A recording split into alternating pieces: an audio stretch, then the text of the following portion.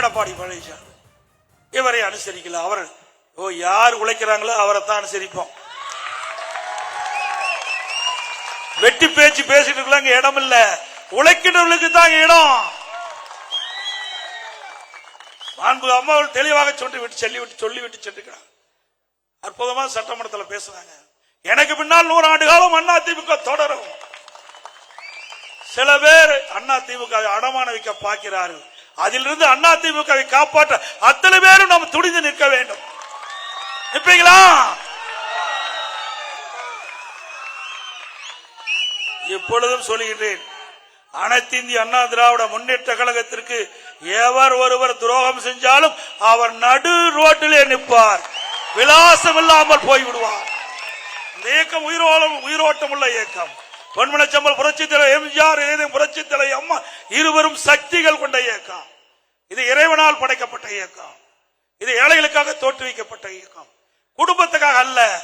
இந்த அரசாங்கம் யார் வேணாலும் அண்ணா திமுக கட்சியிலே உயர்ந்த இடத்துக்கு வர முடியும். நான் ஒரு கிளை செயலாளர் இருந்தேன். இன்றைக்கு உங்களுடைய ஆதரவோடு பொதுச் செயலாளர் திமுக வர முடியுமா? யாராவது பேச முடியுமா? திமுக திரு கருணாநிதி குடும்பத்தை தவிர்த்து யாராவது பேச முடியுமா? ஆட்சி அதிகாரம் அண்ணா திமுக சாதாரண ஏழைகள் கூட எம்எல்ஏ ஆகலாம், எம்பி ஆகலாம், அமைச்சர், முதலமைச்சர் ஆக முடியாது. அண்ணா திமுக தான் முடியும். இது ஜனநாயகம் உள்ள கட்சி. அதே உயிரோட்டம் உள்ள அனைத்து இந்திய அண்ணா திராவிட முன்னேற்ற கழகத்துக்கு துரோகம் செய்கின்றவர்கள் யாராக இருந்தாலும் ஆண்டவன் மன்னிக்க மாட்டார் என்பதை மட்டும் நேரத்தில் குறிப்பிட்டு, இன்னொரு பத்திரிகை தினகரன் பத்திரிகை, அது பீட்டர் மாமான்னு ஒரு பக்கம் இருக்குது. பீட்டர் மாமா அதுல அண்ணா திமுக பத்தி போலின்னா வயிற்று வலி வந்துடும். அண்ணா திமுக பத்தி ஒரு செய்தி போடும். இங்க இருக்கிற வட்ட செயலாளர் இப்படி, அந்த மாவட்ட செயலாளர் இப்படி, தினந்தோறும் எடுத்து புரட்டி பாருங்க. அது அண்ணா திமுக கட்சிய செய்தி வராத நாளே இல்லை. பரவாயில்ல, ஏதோ ஒரு வழியில எங்களுக்கு விளம்பரப்படுத்துற, நன்றி. ஏதாவது வழியில எங்களை விளம்பரப்படுத்திட்டு இருக்கிற.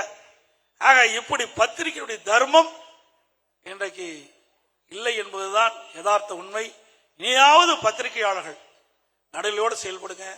அப்புறம் ஊடகம் நாம பேசுறது 4 நிமிஷம் தான் காட்டுவாங்க, ஆனா ஒரு நாள் பூரா காட்டுவாங்க ஒண்ணுமே இல்லாத செய்தி.